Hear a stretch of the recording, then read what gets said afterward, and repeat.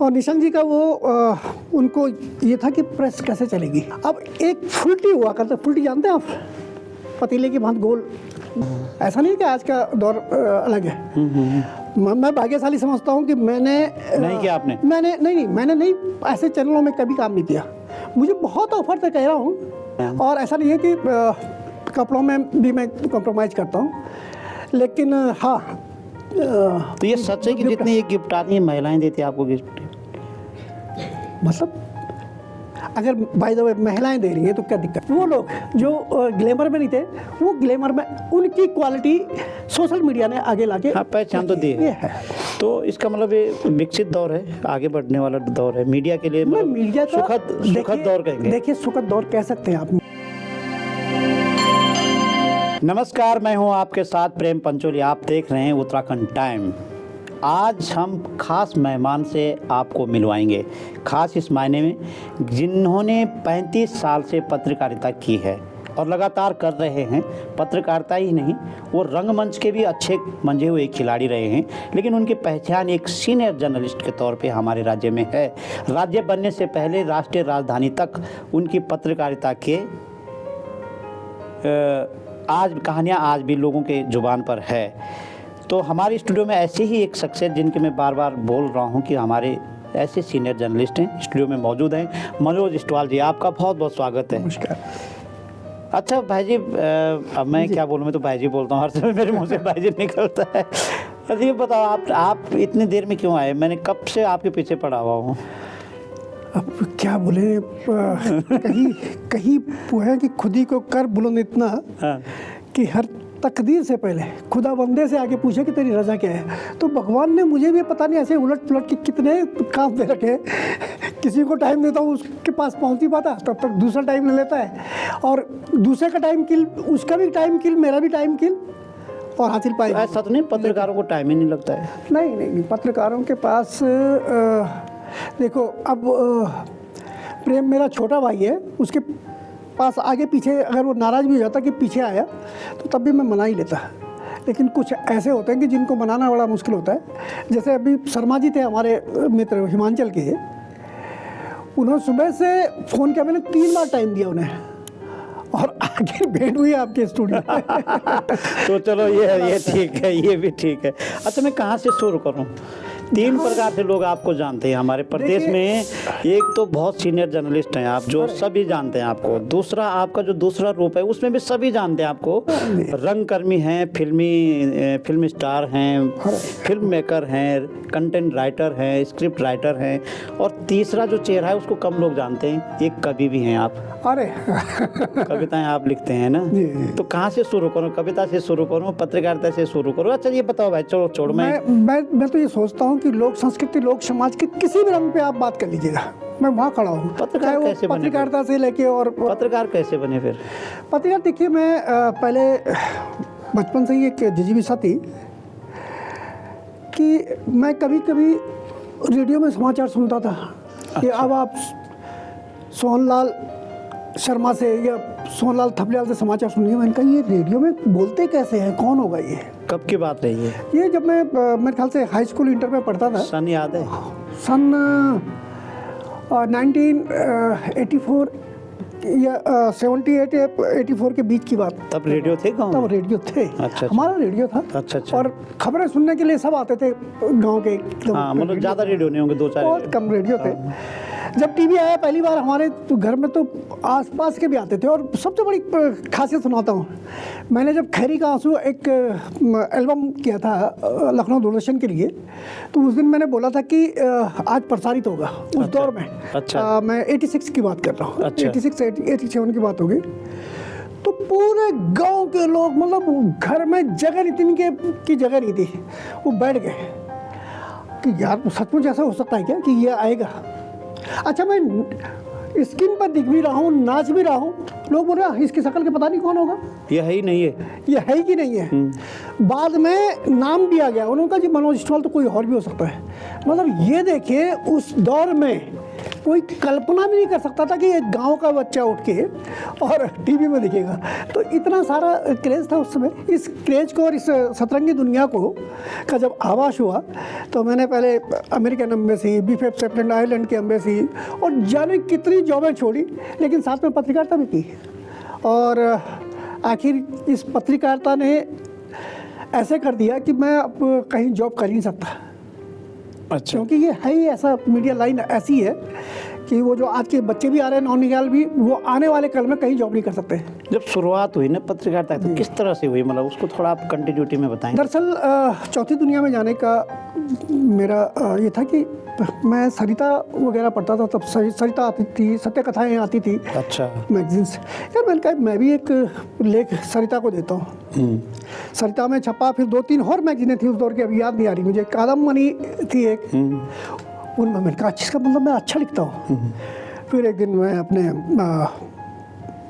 पुल पार किया, लक्ष्मी नगर के पास ही देखा, कह रहे ये चौथी दुनिया का। दिल्ली?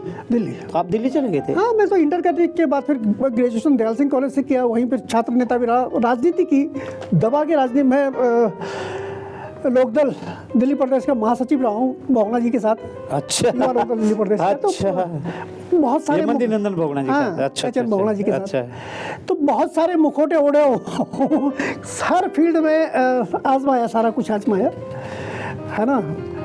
तो फिर ये ग्लैमर बढ़ा, दूरदर्शन के लिए कैमरा किया कुछ टाइम। पहली बार मतलब चौथी दुनिया के लिए लिखा और उसके बाद दूरदर्शन में। उसके बाद ये हुआ कि निशंक जी का अखबार सीमांत वार्ता, ये डॉक्टर रमेश पोखरियाल निशंक जो पूर्व अपने केंद्रीय शिक्षा मंत्री भी रहे और अपने मुख्यमंत्री भी रहे पूर्व में, तो ये उस समय अखबार चलाते थे सीमांत वार्ता।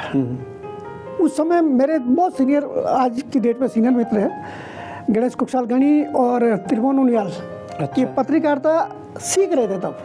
अच्छा, तब आप दिल्ली थे? तो हाँ, देखिए, और निशंक जी का वो उनको ये था कि प्रेस कैसे चलेगी। अब एक फुल्टी हुआ करता, फुल्टी जानते हैं आप, पतीले की भांति गोल, क्या बोलेंगे उसको, डिक्ची? डिक्ची है। अच्छा, फुल्टी। हाँ, फुल्टी हमारे गढ़वाल में फुल्टी बोलते हैं। फुल्टी। हिंदी में क्या बोलेंगे उसको, डिक्ची बोलेंगे? डिक्ची बोलेंगे, क्या बोलेंगे, कई रूप हैं उसके।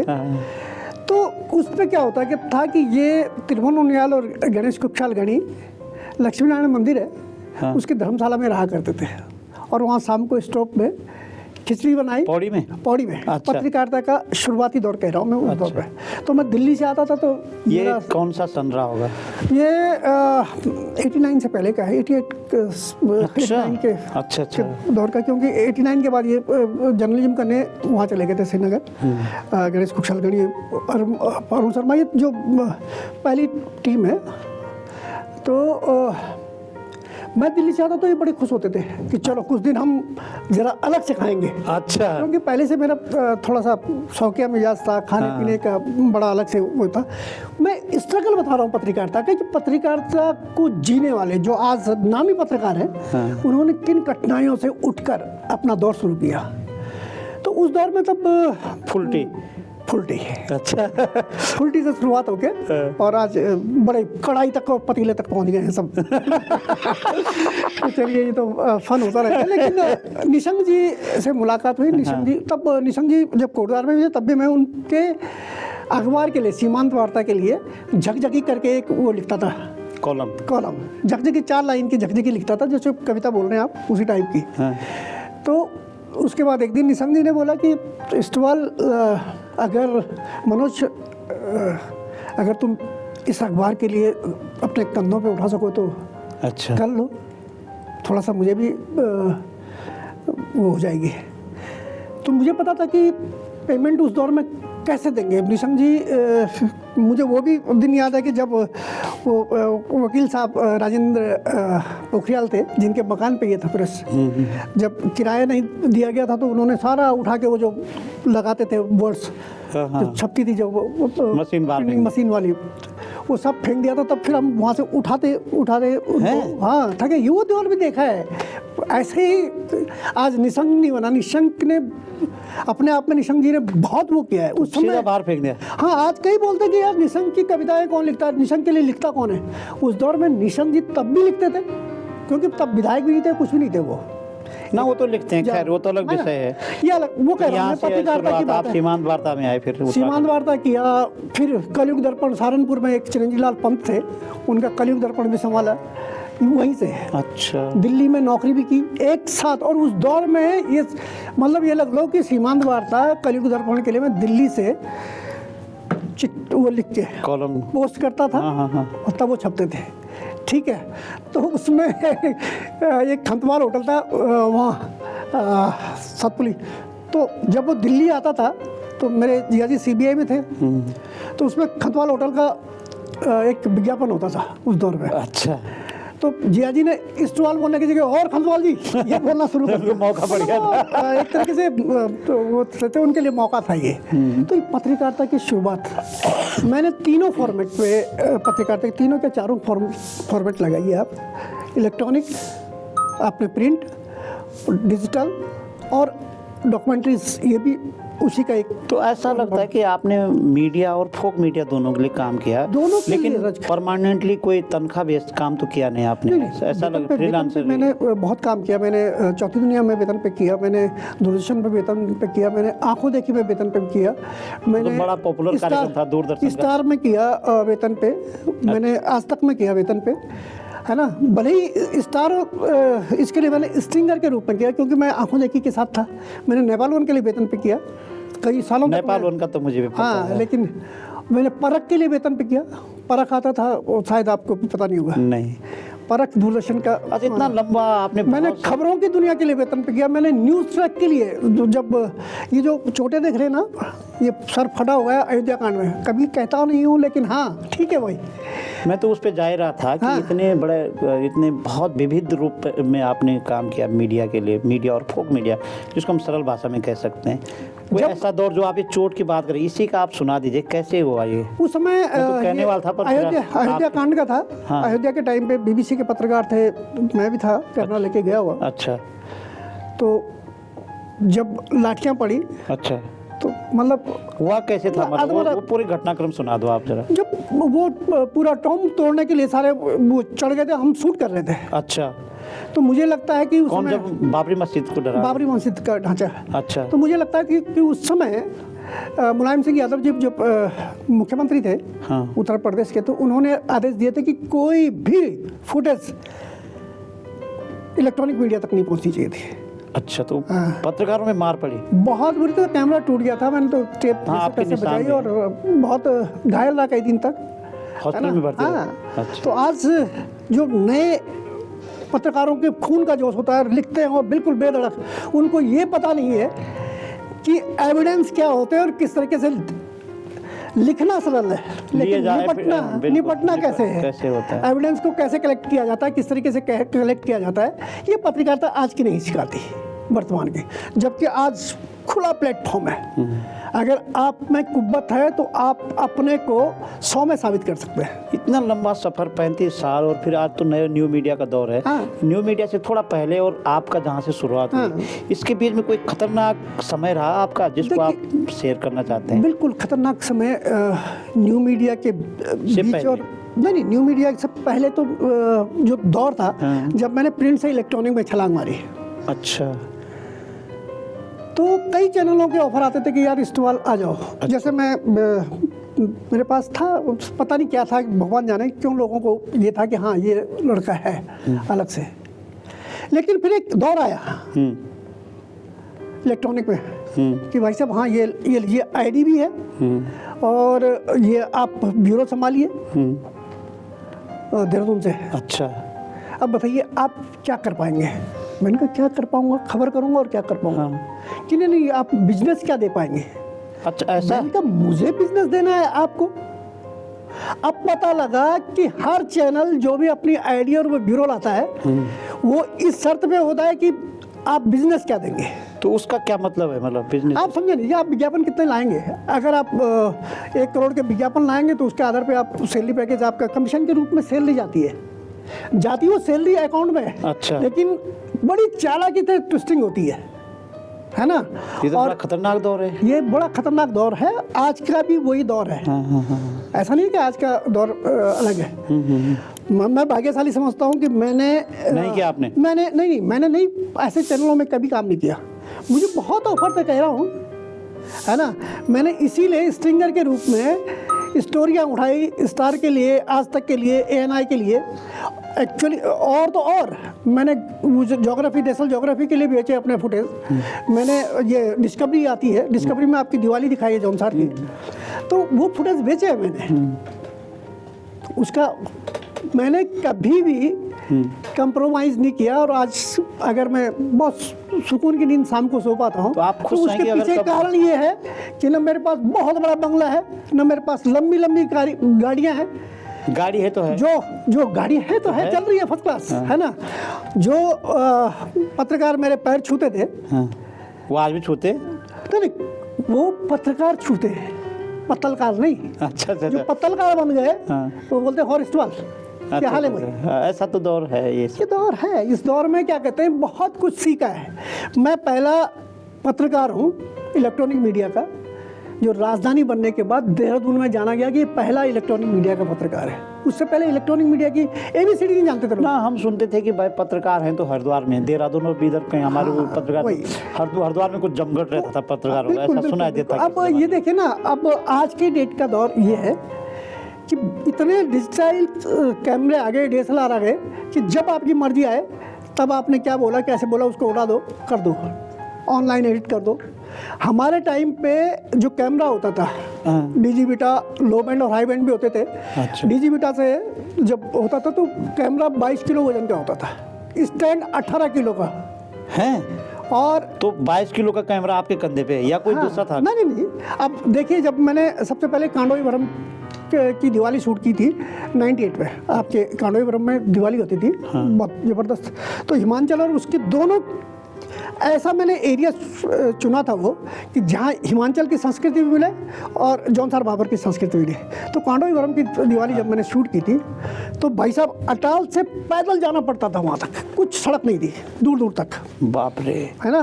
तो हाँ, अब तो गाड़ी चले गए, अब भी कहाँ सड़क वैसे, पर चलो कट गई सड़क। हाँ, कंधे खुरच गए थे वो कैमरा।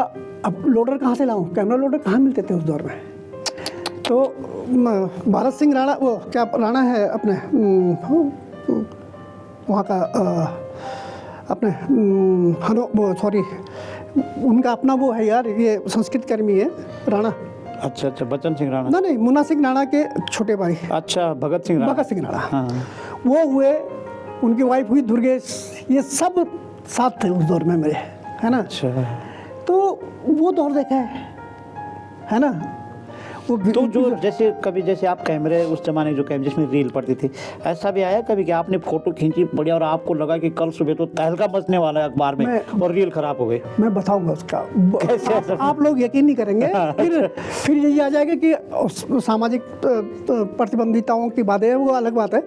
उस समय मैं बता रहा था कि आपको अगर वॉइस ओवर करना है, अच्छा, या एंकरिंग करनी है, हाँ, तो जितना पीस आप शूट कर रहे हैं, जैसे मैंने ये कैमरा स्टेच किया, ये शूट किया, तो उसमें कंटिन्यूटी लिखनी पड़ती थी, इतने से इतना, ये शॉट इसमें क्या शूट है। अच्छा। उसके आधार पे फिर उसकी वो होती थी कि भाई स्लग क्या लिखना है, वॉइस ओवर क्या लिखना है, एंकर क्या बोलेगा, वो पूरा लिख के फॉर्मेट देना पड़ता था। आज के बच्चों को पूछे कि क्या होता है ये, आज कैमरा में तो सीधा शूट कर देता है, बस बात करता है। आज के बच्चों को ये पता नहीं है कि इंट्रो क्या है और क्लोजिंग कैसे होती है। हाँ, ये तो सही है ना। तो ये, और मीडिया जगत में मैं तो हैरत में हूँ कि सब कहते हैं कि उदन मार्तंड भारत का पहला अखबार है। अच्छा, तो नहीं है? नहीं, भारत का हिंदी का पहला अखबार है। अच्छा, 1778 में, उससे पहले कलकत्ता गजटियर हिक्की ने सबसे पहले निकाल लिया था, और उदन मार्तंड है 1826 का, और 18 अंग्रेजी था। हाँ, वो अंग्रेजी हिंदी अखबार, हाँ, हिंदी अखबार के रूप में मार्तंड था। अच्छा। और आपके 1823 में प्रेस नियमावली बन गई थी पहली, 1823 में। हाँ, और 1826 के बाद 24-26 के बाद ये अपने उदन मार्तंड हमारा क्या कहते हैं तब चलना पहला शुरू बार हुआ, आया। हाँ। तो ये सारी बहुत सारी चीज़ें हैं जो टेक्निकल चीज़ें हम तो सिर्फ मनोज इस्टवाल को जानते हैं आज। हाँ, एक सवाल है, मतलब जो लोगों ने मुझे बोला, मैंने बहुत सारे लोगों से कई दिनों से बोला कि मनोज इस्टवाल साथ में बातचीत करना चाहता हूँ, और लोगों ने बोला कि यार 3-4 सवाल आप उनसे ज़रूर हाँ, पूछना। बिल्कुल बिल्कुल। ऐसा नहीं जिनको आप बहुत दोस्त हैं आप, उन्होंने नहीं, और लोगों ने बोला ये वो तो कमीने दोस्त है, तो वो तो कमीने दोस्त है जिसकी आप बात कर रहे हो। नहीं वो नहीं है, नहीं वो अच्छे लोग हैं हमारे, आप फिर हमारे सहयोगी हैं वो। नहीं कमीने मतलब प्यार। लेकिन उन्होंने बोला कि मनोज इस्टवाल को 4 चीज़ों की बड़ी शौक है। अच्छा। एक कैमरा, हाँ जब आप वो कैमरा सुखा रहे थे लेंटर के ऊपर बड़ी लाइन लगी हुई थी। हाँ। दूसरा घड़ी, बहुत महंगी घड़ी पहनते हैं, और एक नहीं उनके पास सैकड़ों घड़ी है। हाँ। और मैंने नहीं देखी, मैंने तो सैकड़ों, तो मैंने एक आध घड़ी देखी है।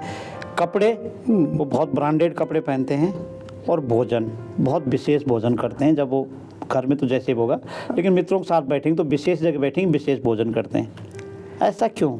ये एक्चुअली हाँ ये मेरे लिए। और घड़ियाँ लाते हैं तो कहाँ से लाते हैं, कपड़े लाते हैं तो कहाँ से लाते हैं, ये कैमरा लाते हैं तो कहाँ से लाते हैं, वो दुकान कहाँ है? सुनिए वो इसको आप शॉर्ट आउट मत करना, इसको आप पूरा बताना। नहीं मैं शॉर्ट आउट नहीं करूँगा। आप ये चाह रहे कि ईडी का छापा करें, लेकिन ईडी को कुछ नहीं मिलेगा मेरे पास। है ना, वो ऐसा है, जब मैंने अंग्रेज़ों के साथ काम करना शुरू किया, अच्छा, ठीक, चाहे मैं आपने स्वीडिश मित्रों के साथ रहा, या फिर मैं बीफेप सेटलमेंट आइलैंड की एम्बेसी में रहा, या बीफेप सेटलमेंट में काम किया, ये ड्यूपॉन्ट फॉर ईस्ट इंक में रहा, ये जितनी भी कंपनियां विदेशी रही और ये एम्बेसीज रही, ये डेकोरम को फॉलो करने वाले।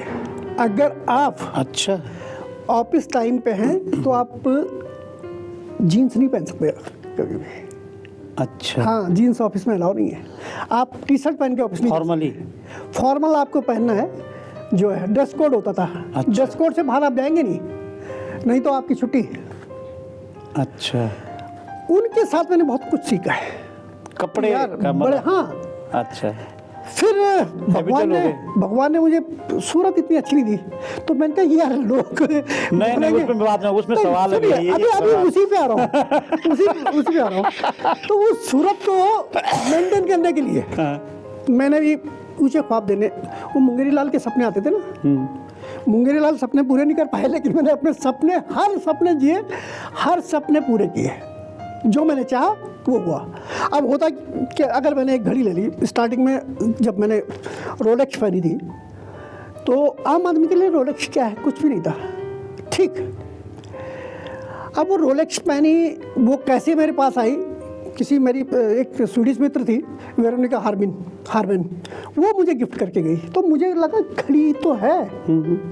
फिर एक दिन किसी बिजनेस क्लास की, उसने कहा यार 1.5 लाख की घड़ी पहन रखी तूने। तब आपको पता चला, आंखें फटी की फटी। मैंने कहा 1.5 लाख की घड़ी होती है, क्योंकि हम तो मिडिल क्लास, क्या बिल्कुल जमीन से निकले हुए लोग हुए। वो जो दोस्त सुन रहे हैं ना, फिर वो ये बोलेंगे इनको गिफ्ट मिलती है, ऐसा? हाँ, गिफ्ट मिलते हैं ना। अच्छा, मेरा दुर्भाग्य, अरे उन लोगों को खाना नहीं, उनको ये मेरा दुर्भाग्य देखिए हाँ। कि मुझे गिफ्ट में कोई पैसे नहीं दे जाता, लिफाफा नहीं दे जाता। अच्छा, सबको ये रहता कि यार पता नहीं साला, इसको अगर लिफाफा दिया तो कहीं ये बुरा ना मान जाए कि ये घुस दे रहा है। अच्छा, तो वो गिफ्ट में उस दौर में मुझे बहुत इम्पोर्टेंट शराब की बोतल दे जाते थे, जिस दौर में मैं कभी छूता भी नहीं था। अब आप जैसे मित्र हैं, कमीने मित्र इसीलिए बोलता हूँ कि जिन्होंने मुझे घड़ी और चश्मों में बदनाम कर दिया। हाँ, चश्मे भी मैं भूल गया। अब दिवाली हो, दशहरा हो, उसमें अगर मेरे गिफ्ट ले आते हैं तो वो घड़ी आती है या चश्मा आता, तो क्या करूँ, मैं फेंक दूँ उनको? कपड़े ही आते हैं, ऐसी नहीं है ना। और कैमरे? कैमरे नहीं, कैमरे में ईमानदारी से खरीदता हूँ, मेरे शौक है ना। तो ये आपकी पर्सनल, ये शौक, पर्सनल प्रॉपर्टी है। हाँ। और ऐसा नहीं है कि कपड़ों में भी मैं कॉम्प्रोमाइज़ करता हूँ, लेकिन हाँ। तो ये सच है कि जितने ये गिफ्ट आती हैं महिलाएं देती हैं आपको गिफ्ट? मतलब अगर बाय द वे महिलाएं दे रही हैं तो क्या दिक्कत है? नहीं, लोग कह रहे हैं कि महिलाएं क्यों देती, पुरुष क्यों नहीं देते? लोगों को तो लाओ। पुरुष तुम जैसे कमीने मित्र है ना, वो साले चवन्नी अपने पे खर्च नहीं करते हैं, वो मुझे क्या देंगे, है ना। नहीं, हम बहुत लोग रही खाने वाली बात, नहीं मेरे देखिए, नहीं, बहुत आपने सारे- बोला भी कि जो घड़ी थी वो महिला ने दी है, और सारे लोगों को यही सवाल है कि मनोज स्टॉल से पूछो कि गिफ्ट महिलाएं क्यों देती है। स्वीडिश महिला। आपने बोला ना, प्रूफ आपने किया, तो लोगों को मुझे पहले बता रखा था कि जब आप पूछेंगे ये बोलना कि सारी गिफ्ट महिलाएं क्यों देती है। सारे गिफ्ट, अच्छा उनको बोलो सर्टिफाई करो कि महिलाओं ने गिफ्ट दी। आपने बोला ना भाई। नहीं, मैंने तो स्वीडिश महिला की बात की। मैंने वेरोनिका हार्डमैन का नाम भी लिया। हाँ, है ना? तो वो भी महिला है ना। क्या मतलब है कि महिला है तो महिला गिफ्ट नहीं कर सकती, है ना? क्या अच्छा चलो छोड़ो इस बात को, छोड़ो। नहीं, रही खान पान की बात, पीने खाने की बात, खान पान की बात। खाने का बड़े शौकीन है। हाँ, मैं ना चूजी हूँ। नहीं, जब आप जाते अपने मित्रों को कहीं बैठाते हैं तो बड़ा मतलब ऐसा नहीं है। तो चूजी हूँ, खाने में चूजी हूँ। आप हमारे मित्र तो ज़्यादातर, अब बोलूँगा तो फिर कहीं चिढ़ भी जाएंगे, बेवड़े टाइप के हैं, है और ना? मित्र तो है ना। मित्र तो हैं, है ना? लेकिन मित्रों से काफ़ी कुछ सीखने को मिलता है। रोज जो टांग खिंचाई करता है ना मित्र, कोई भी मित्र हो, चाहे वो सोशल साइट पे कर रहा हो, वैसे कर रहा हो, चाहे वो एक मित्र हो, हाँ, एक मित्र हो चाहे 100 मित्र हो, कोई भी अगर टांग खिंचाई कर ना रहा है, उसका नाम नहीं लेंगे हम। नहीं, वो आपको सिखा रहे हैं लाइफ।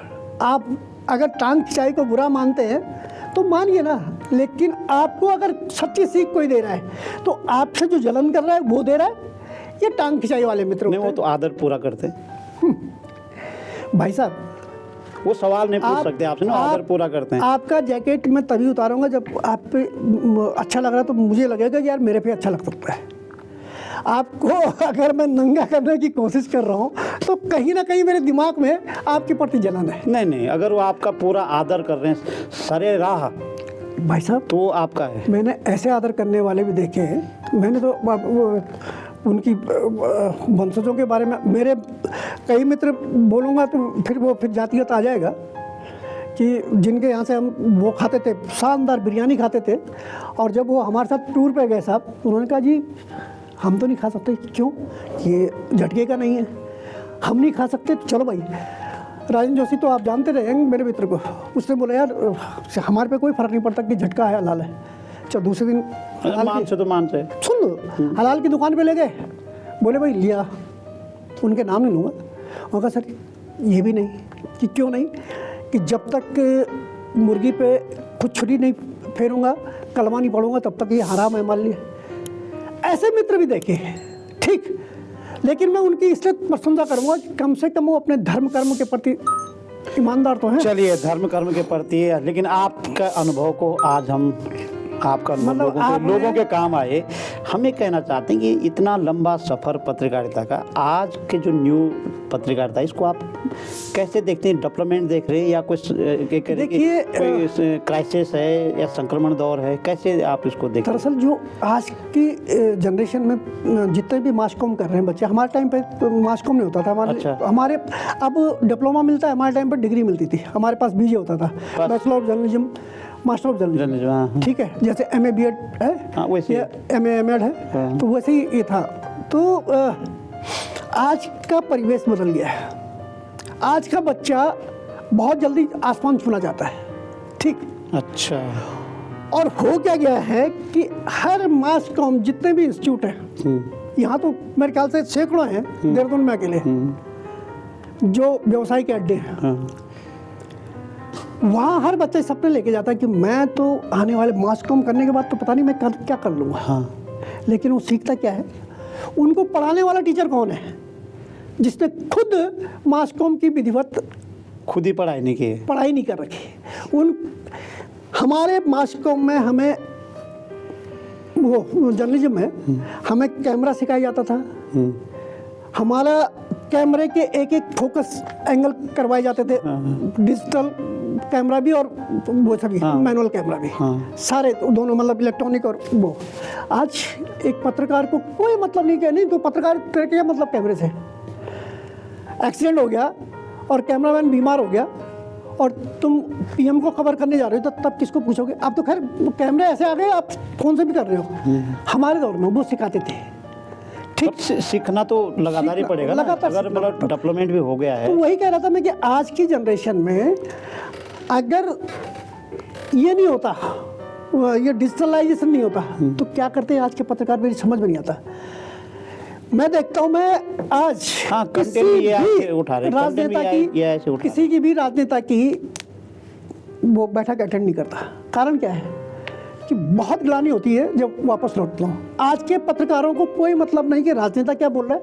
उन्होंने कहा जी आपकी वो लिखा होगा वो भेज देना, प्रेस नोट। हाँ प्रेस नोट भेज देना मुझे, और ये लगा दीजिए माइक आप पे और बोलिए जी राजनेता अपने मन की जो आएगा वो बोलेगा। आपके पास प्रश्न नहीं है उसे पूछने का कि आपने पूछना क्या है। कोई तैयारी नहीं करता कि अगर मैं बाय द वे किसी मंत्री को शूट करने जा रहा हूँ तो कोई ये तैयारी करके नहीं जाता कि किसी पे हमारे प्रदेश में क्या क्या काम हुए और किन पे हम मंत्री को घेर सकते हैं। तो इसका कोई नहीं, सिलेबस की कमजोर है। सिलेबस पढ़ाया नहीं जाता ना। नहीं, सिलेबस है। सिलेबस किताबें तो वही है जो पत्रकारिता की हैं, जो आपने पढ़ी, जो हमने पढ़ी। अब उनमें अमेंडमेंट तो हुआ है। देखो हमने तो वो भी पढ़ा, काट का घोड़ा पहला इंजन नाई और लखड़ा बड़े चलो। आज कहाँ पढ़ते हो? हमने 2 एकम 2 2 2 पढ़ा, तो आज के तो 2x2 पढ़ रहे सर। तो आपका मत कहने मतलब कि मतलब अमेंडमेंट डिजिटलाइजेशन के लिए जो मतलब विकसित हुआ है सिलेबस, तो उसको सुधारा गया होगा। अमेंडमेंट या सिलेबस है ही नहीं, मतलब क्या कह सकते हैं? सिलेबस है। पत्रकारिता में का जो व्यवसायीकरण हुआ है ना, कि आज हम अपने को जड़ खरीदने गुलाम समझते हैं सरकार के। तो मतलब ग्लैमर हो गया। ग्लैमर है, देखिए ग्लैमर भी नहीं कह सकता हूँ। हम व्यवसायीकरण में जब पत्रकारिता को ले आए, कभी एक झोला टांग के हम चला करते थे, ये देखते थे यार यहाँ से वहाँ तक किराया है भी नहीं जेब में पड़ा हुआ। तब आदर्श थे और तब एक सम्मान था कि पत्रकार जा रहा है। भले ही पुलिस वाला कितना अच्छा करता था, वो बोलता है देखो पुलिस वाला जा रहा है। और आज पत्रकार भी पत्रकार से ज़्यादा डरते हैं लोग पुलिस वाले से, बनस्पत पुलिस वाले से। रीज़न क्या हो गया कि हर जगह हमने ये ढूंढना शुरू कर दिया कि कहाँ से मिलेगा। तो सुधार कैसे होगा? सुधार ऐसे होगा कि इस पर नई क्रांति आएगी तभी सुधरेगा, नहीं तो नहीं। आज देखे ना, पत्रकारिता से इतना बिछो बिमो हो गया आम व्यक्ति। गंभीर मुद्दों पे आप चर्चा कर रहे हैं, अगर आपकी टीआरपी नहीं है भाई साहब। गांव की एक महिला अगर ब्लॉगर बना रही है और वो अपने आंगन का गोबर उठा रही है, वो बोले देखिए ये गोबर होता है, इसको अब मैं खेत में डालने जाऊंगी, अब हमारी गाय दूध देगी, देखो मेरा ये जो भैंसा है वो कैसे चुग रहा है। उसको देखने वाले लाखों हैं। लेकिन अगर मैं चर्चा कर रहा हूँ कि टिहरी डैम का नाप इतना है, टिहरी डैम में इस किस्म की मछली आप ये चर्चा करेंगे जो गोबर है, हाँ। उस महिला को नहीं उठाना पड़ेगा। नहीं मतलब मुद्दा उसको पॉलिसी मिला है, वही तो उसको कोई नहीं अगर लेगा। मैं उसके साइंटिफिक इफेक्ट्स बताऊंगे कि गोबर में क्या होना है, कैसे इससे हम जैविक नहीं, या उसका बोझ हल्का करने की आप बात हाँ। करेंगे, मुद्दे मतलब महिलाओं का बोझ हल्का हो। आज का कोई भी व्यक्ति भारी शब्दों को सुनना पसंद नहीं करता। उसे चाहिए हल्के फुल्का, हाँ वो थोड़ी देर देखे और मनोरंजन करे, उसका ये है। हम लोग दुनिया से कट रहे हैं और मैं सोचता हूं कि मोबाइल क्रांति ने, जहां मैं खुद कहता हूं कि सोशल मीडिया ने, जो सोशल मीडिया जब से आया, एक अलग से पहचान दी है मनोज स्टोल को। मनोज स्टोल को क्या, कई ऐसे पत्रकार होंगे आप जैसे भी कि जो मेन स्ट्रीम के पत्रकार नहीं थे लेकिन मेन स्ट्रीम से ज़्यादा अच्छा लिखने वाले थे। तो वो लोग जो ग्लैमर में नहीं थे, वो ग्लैमर में उनकी क्वालिटी सोशल मीडिया ने आगे लाके पहचान तो दी ये है। तो इसका मतलब ये विकसित दौर है, आगे बढ़ने वाला दौर है मीडिया के लिए। मतलब मीडिया का सुखद दौर कहेंगे। देखिए सुखद दौर कह सकते हैं आप मीडिया का इसे, लेकिन मीडिया का जो ह्रास का दौर है वो भी यही है। तो आपने देखिए, मैंने करोड़ों रुपए लगा के एक चैनल खोला है, कमाई कहाँ से करूँगा? क्योंकि आपके पास ऐसे पत्रकार खरीदने के लिए जिनकी इनपुट आउटपुट में बहुत सारे नेताओं की वो है कमियां, जहाँ से आपने पैसा बटोरना था वो है नहीं। आप चाहते हैं कि 5,000 बिना खर्च करने पड़े और पत्रकार मिल जाए नेशनल मीडिया वाला। तो जब ये दौर आ जाएगा तो इसका मतलब आप व्यवसायीकरण हुए ना, व्यवसायी बन गए। इसको आपका एक और चीज़ें जो दिखाई देती है, इसको आप कैसे मानते हैं कि जब कोई प्रेस कॉन्फ्रेंस हो रही है या कोई इवेंट हो रही है, बाकायदा माइक लगा हुआ है, कैमरे भी वहाँ लगे हुए, टेलीविज़न के या इलेक्ट्रॉनिक्स मीडिया हो, प्रिंट मीडिया, सबके कैमरे लगे हुए, लेकिन जब वो इवेंट खत्म हो जाती है तो फिर अलग अलग से फिर पत्रकार पूछते हैं। इसको आप समझ नहीं आती बात, क्या उसने वो इवेंट कवर नहीं की, उसने देखा ही नहीं, तब बाद में आकर के अलग से पूछता है। ये कोई ये तो समय पर देखिए मेरी समझ में वो एक फैशन बन गया है। या तो अच्छा। आपके पास प्रश्नों की झड़ी है तब आप पूछिए ना। जब आप बैठे हैं तो पूरा कवर नहीं कीजिए नहीं, ना, क्या आप प्रश्नों की झड़ी आपके पास है नहीं, आप माइक लगा के चल दिए साथ साथ। फैशन है वो। एक डेकोरम नहीं है कि मीडिया को कितने दूर तक अपना कैमरा लेके जाना है। मेरे पास इतना लंबा लेंस है और मैं मंत्री के बिल्कुल टेबल तक या किसी अधिकारी के टेबल तक जा रहा हूँ। क्या दिखाना चाह रहे हो भाई? आपकी फोटो उतने, अब मजबूरी ये हो जाती है कि सब आगे जाके घेर देते हैं, तो उसकी भी स्वाभाविक मजबूरी हो जाती है। मैंने देखा कि वहाँ आईडी भी रखी हुई है, सब कुछ रखा हुआ, फिर भी जब वो नीचे उतरता तो फिर अलग से पूछते हैं। तो इसलिए फैशन है एक्चुअली।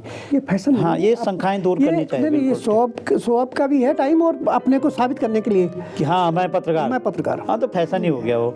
अच्छा, चलते चलते आप जो नए, आप तो हर घर में पत्रकार है, ऐसा बोलना तो सोशल मीडिया का जब से दौर आया है, अब ऐसा जो बोलेगा मैं पत्रकार, तो शायद वो छोटी बात हो जाएगी। हाँ बिल्कुल। तो न्यू मीडिया के हमने तो दौर बोलना ही छोड़ दिया है। पर हमने तो बोलना इसलिए छोड़ दिया।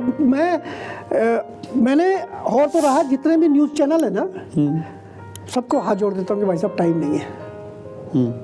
क्योंकि वहाँ पार्टी के प्रवक्ता ऐसे आए होते हैं भाई साहब कि उनको ABCD पता नहीं है, और प्रवक्ता हैं बड़ी बड़ी पार्टियों के। हाँ, समझते कुछ नहीं, ठीक है, विषय भी नहीं। और अगर उन पे प्रश्न उठाओ तो वो बोलते हैं कि, कभी बोल देते हैं कि ये भाजपा का पत्रकार हो गया, ये हो गया। उनको पता नहीं है कि लोकतंत्र के चौथे स्तंभ का क्या डेकोरम होता है।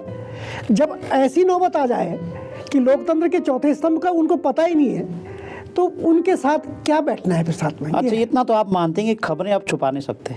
खबरें छुपा नहीं सकते, बिल्कुल नहीं।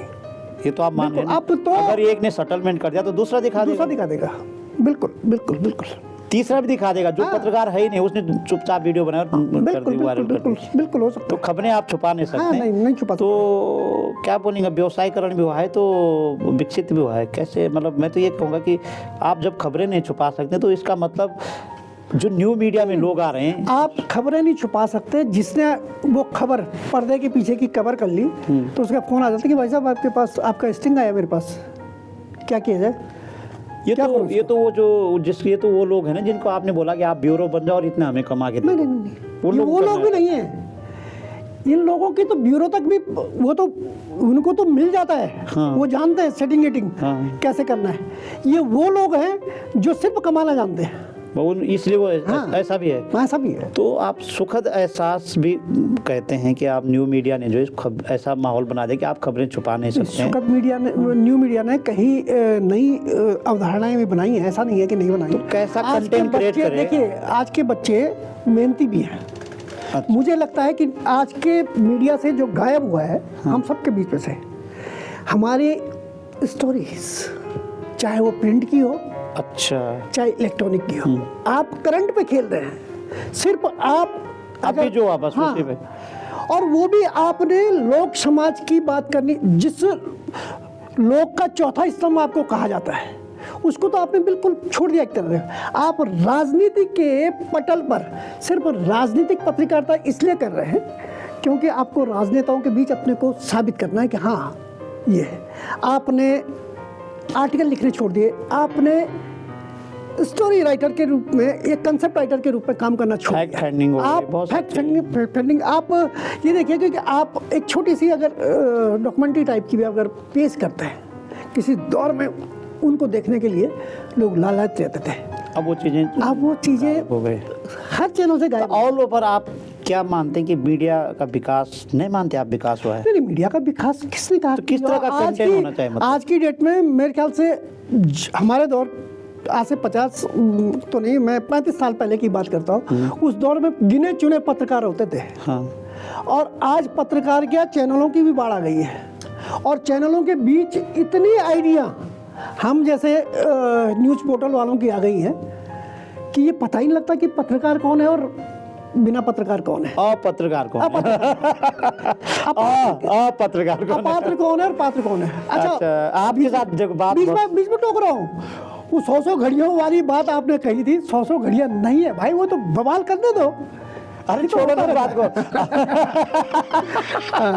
तो घड़ी की बात आज फाइनल हो गई है। आज के बाद मनोज जयसवाल को एक घड़ी के सवाल न पूछे। आपसे बात करने से ये पता चला कि मीडिया का दौर जिस तरह से तेजी से आगे बढ़ रहा है उस तरह से संकट भी है, और खैर उस संकट को पार करने के लिए क्या कंटेंट क्रिएटिंग हो, मतलब कैसे कंटेंट क्रिएट किया जाए कि ताकि यार मजबूती से आगे आया जाए। सुन लीजिए, अगर ऐसे प्रखर प्रवक्ता जैसे भाजपा में क्या है वो त्रिवेदी चतुर्वेदी क्या सुधांशु कांग्रेस में नहीं, कांग्रेस में तो उन्होंने आज की प्रवक्ताएं जो भेजे हुए हैं, कोई प्रखर तो कांग्रेस अगर बैक फुट पे है ना, हाँ। दो कारण है। एक तो उसके नेता नहीं रह गए प्रथम पंक्ति के, दूसरे प्रवक्ता वही बोल रहा है कि जलेबी जो फैक्ट्री से बन रही है, हाँ वही फैक्ट्री से बन रही है जलेबी। लीडरशिप की कमजोरी है। और सुधांशु जैसे प्रवक्ता का किसी के पास तोड़ है तो आप बता दीजिए। चलो पार्टी बात हम बाद में करेंगे, लेकिन नए न्यू मीडिया में लोग आ रहे हैं उनको किस तरह के कंटेंट क्रिएट करने चाहिए देखिए, ताकि हम जो मीडिया की जो हमारी जो ताकत है वो बनी रहे। बस मुझे लगता है कि अंतिम ये आप बता मैं अपने जो जितने भी न्यू मीडिया के साथी हैं, जितने भी पत्रकार बन रही है, पत्रकार बनने की अभी सोच रहे हैं, उनको एक ही बात कहूँगा कि आप सिर्फ राजनीति तक ही सीमित मत रहिए। आप ऐसे ज्वलंत मुद्दे भी रखिए साथ में कि आपकी उस भीड़ में पहचान ना हो, बल्कि भीड़ से हटकर हर कोई आपको जाने कि हाँ यार वो फलाना, और वो फलाना जब आप कहलाने लगेंगे तो मुझे खुशी होती है कि अगर मैं अपने उत्तराखंड के किसी भी क्षेत्र में चला जाऊं तो इतना ज़रूर मिल जाता कि यार आप मनोज जयसवाल हैं। क्या बात, शायद क्या बात, आप मनोज जयसवाल हैं। और देखो आज मैं मनोज भाई को रोक रहा हूँ कि मनोज जयसवाल जी के अभी और आयाम हैं।